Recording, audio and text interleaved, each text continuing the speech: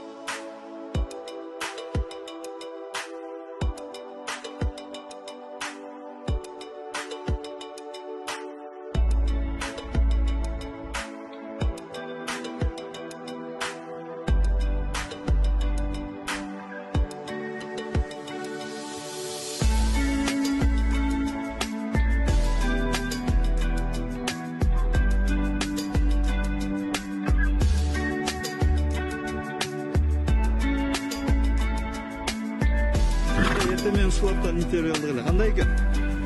Катташат. Мен чоң болот. Орус деген. Кандай өзгөчө башка аттардан? Башка аттардан айырмачылыгы канча кат бул? Болот дегенде жакшы чыгат.